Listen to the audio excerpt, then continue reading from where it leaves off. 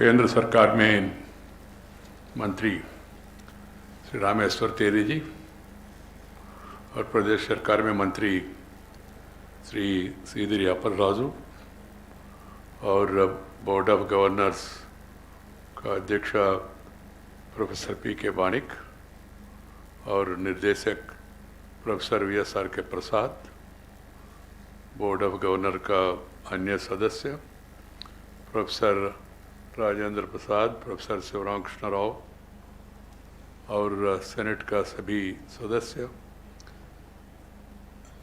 HP director Shri Ratnaraj और आज इस समारोह में आए हुए अन्य महानुभाव और विशेष अतिथि और भाइयों और बहनों और प्यारे बच्चों, I feel really happy to be here in this first and second convocation of this prestigious institute. I was particularly happy. This was one of our visions.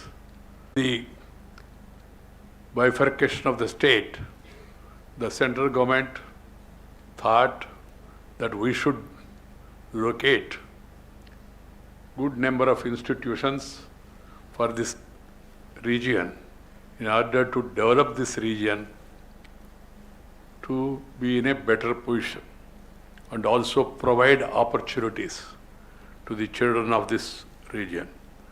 So I remember the day when I was here along with the minister for the foundation laying ceremony, and then in between, of course, also I have attended one of your programs.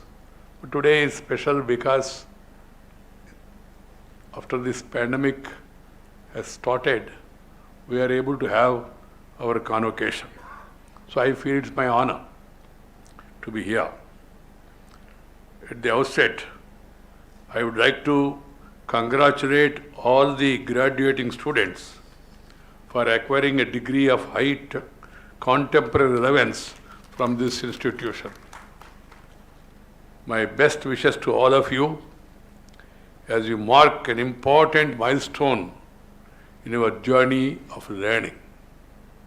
I would like to convey my appreciation to the teachers who nurtured the students to be proficient in their disciplines and imparted the necessary skills to make them competent professionals.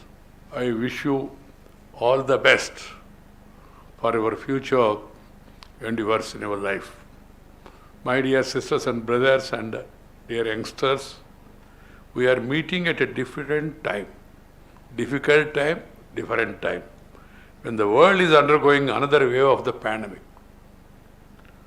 The governments at the center and in various states, including this state, are all taking the needed measures to prevent the spread of the virus, including the implementation of the world's largest vaccination drive. It is imperative that we complement these efforts as responsible citizens and do our bit in protecting ourselves and our community. It is a duty for each and every one of us to follow the guidelines issued from the center and state governments, follow them scrupulously, and also wear masks, maintain that safe distance, regularly wash our hands at different intervals, and maintain a disciplined life. As you are all youngsters, my advice to the youngsters across the country is that every youngster must take up some physical activity to make you fit, physically fit and mentally alert. So exercise of any choice, yoga, walking, jogging, running, or doing any other activity, proteinous food, which has been fortunately given to us by our forefathers, thousands of varieties. There are any number of varieties. Choice is yours. I am not prescribing this food or that food, vegetarian or non-vegetarian. These are all your choice, but follow Indian food. This is my advice everywhere. Wherever I am going, I am stressing on this advice because this is very much needed. We have this experience. People who work hard, they are less affected. People who live with the nature, they are less affected. Hard-working labor, agriculture people, farmers, they are less affected. Understand? Because they are living with the nature. That's why I say everywhere, love and live. This is not for somebody else, this is for ourselves. Mana kosam, mana bhavishyattu kosam. మనందరం కూడా తప్పనిసరిగా ప్రకృతిని ప్రేమించాలి. We have bright sun in India, 365 days. Let us enjoy the sun rays, expose ourselves. And also the greenery, we must encourage. Because climate change is real.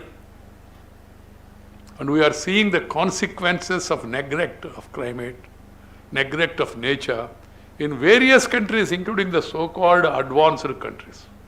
So my dear youngsters, keep this in mind, that we must protect, we must love and live with the nature.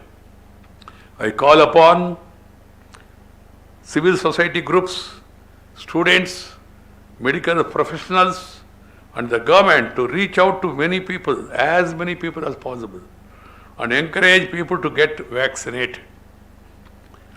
It is now well established that vaccination drastically reduces the need for hospitalization, including admission to ICUs. Indeed, vaccination can save lives, and those harboring doubts must shed their hesitancy and get vaccinated at the earliest. We have made good progress. The initiative taken by the Honorable Prime Minister, various state governments, and also the services rendered by medical professionals, and the great initiative by our Indian scientists who have invented our own vaccine. We should feel proud of them, we should salute them. But at the same time, we are yet to reach the target, 100% vaccination. That should be the target. Each and every individual, whoever is fit, as per the government's prescriptions, they should get vaccinated. It is truly a matter of delight for me to attend the first convocation of this institute. When foundation stone was laid for this, and I was Urban Development Minister, along with the Petroleum, the then Petroleum and Natural Gas Minister, Dharmendra Pradhan, I visualized a situation that our youngsters, who are all going to be graduated from this institute, that they will have bright future, they will have gainful employment, meaningful employment, and they will reach higher levels in their life and enjoy the life meaningfully, purposefully, and also live happily. I have been informed, and just now your director also was telling us that I have been in touch with the director about the progress. The campus could not be shifted to the new premises due to some legal issues. We are glad to know that concerted effort by all concerned, now things are looking bright and the institute is likely to be shifted to the new campus and some schedule has been given. My dear youngsters, petroleum and its byproducts have played a critical role in propelling the progress of the world in modern times. From the discovery of the first oil reserves in Digboy in Assam in 1889, the industry has seen a phenomenal rise in India, greatly aiding to the country's progress post-independence. India today is the third largest consumer of crude oil in the world, while petroleum comprises an important component of the world's and also India's energy mix. We are still import dependent for more than 80% of our oil needs. 80%. It is indeed important to focus on increasing indigenous crude oil production and reducing export to not only save precious foreign exchange but also ensure energy security. This is very important. With increasing population, urbanization and industrialization, the use of petroleum product is only expected to increase further. For India, the primary energy demand is expected to grow at the average rate of more than 3% till 2045, as compared to less than 1% growth for the rest of the world.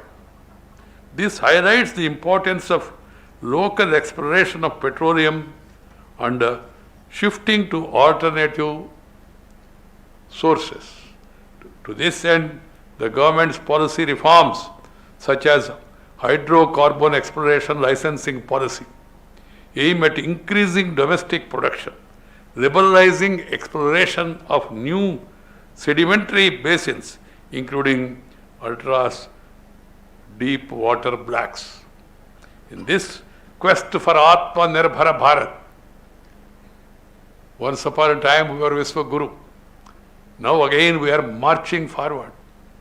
Unfortunately, colonial rule has affected it adversely. Now we are on the move. Thanks to the recent reforms taken by the government and the stress given to these reforms in various sectors, and then the call for Atmanirbhar Bharat. We are a strong nation, we are a stable nation. For that, we must become Atmanirbhar, self-reliant. Institutions like your IPE to have a central role to play. As a dedicated university for petroleum research, IIPE should take the lead in two aspects. One, in bridging the supply gap of skilled manpower for the petroleum sector, and two, to aim for excellence in research of petroleum and its byproducts. It was thus duly recognized as an institution of national importance in 2017. And IIPE should live up to that expectation in the years ahead.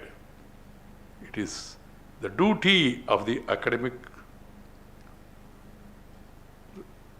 knowledge givers, but a duty of the youngsters who are all studying here to move in that direction.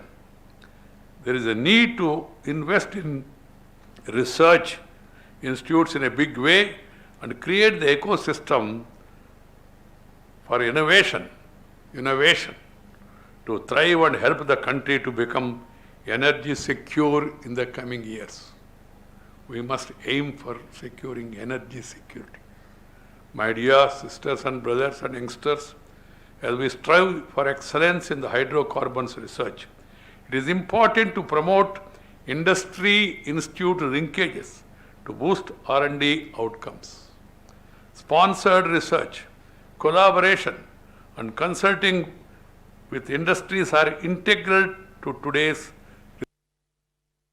research and development landscape, and institutes in this area should explore opportunities with all prominent private players. Privatization is a reality, and privatization is the way forward. And there should be public-private partnership. Private means our own people. So we should take their help. Unfortunately, now people are ready to invest in India. Our investments are increasing day by day because the confidence about the system, about the reforms, about the functioning of the government is increasing day by day. That is the need of the hour. We should all, who are all working in this field, should aim at excellence, coming with new ideas, innovative ideas. That is the focus you should. The sponsored research collaboration and consulting with industry, what are the needs?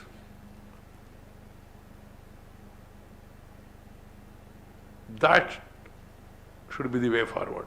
I'm happy to know that IIPE has collaborated with the majors in the countries such as HPCL, IOCL, and even entered into MOUs with foreign universities to pursue joint research.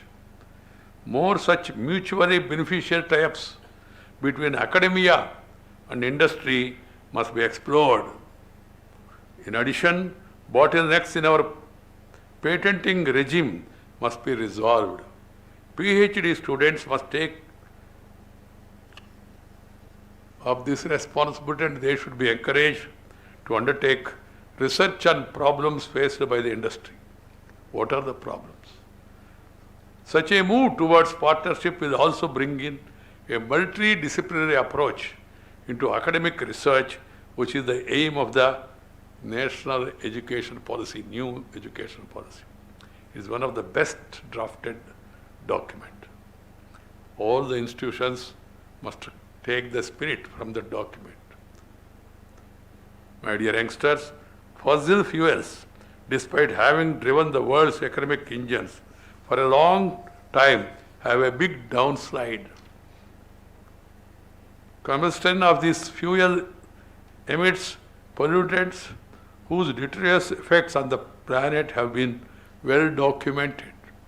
The potential of small and renewable energy needs to be fully tapped as part of the efforts to reduce the use of fossil fuels. I am happy to note that solar, wind, small hydro and tidal energies,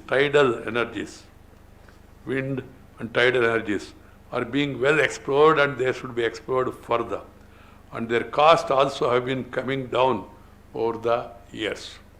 Thus, as the world is looking for a clean and sustainable energies, institutes specializing in energy should also seek to diversify their portfolio by adopting a multidisciplinary approach to energy and bring alternative solutions.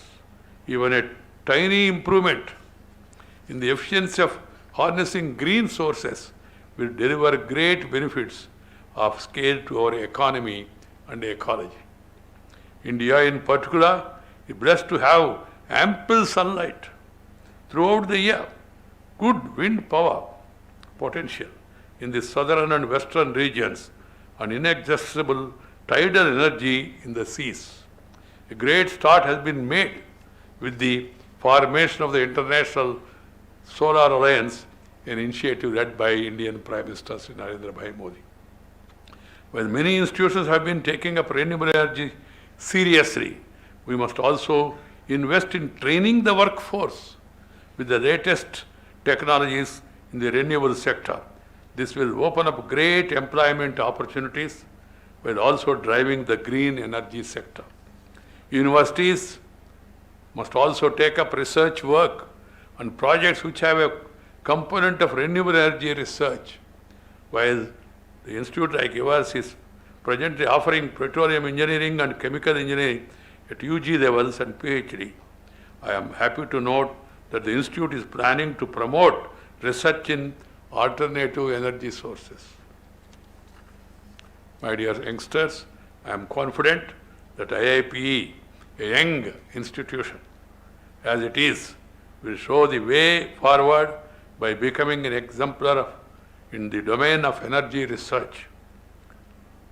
Despite being a new institution, IIPE has shown good promises already due to the untiring efforts of the administration, faculty, and most importantly, its students. My appreciation to your director, Sri Prasad, and also the Board of Governors and the academia who are working in the field for taking forward this institute in this short tenure. Once again, I am very happy to be present at the first convocation of this promising National Institute on this momentous occasion. I wish again congratulate the graduating students for acquiring their coveted degrees, prizes and medals. We must improve our academic standards in all institutions. And every institution must strive for excellence. And the students not only be disciplined but also work hard. Working hard, work hard, aim high, dream high, work hard. You will definitely succeed, and we will all be able to take forward this strong nation into a stable, prosperous and a happy nation. What we want is not only prosperity, but we also want happiness.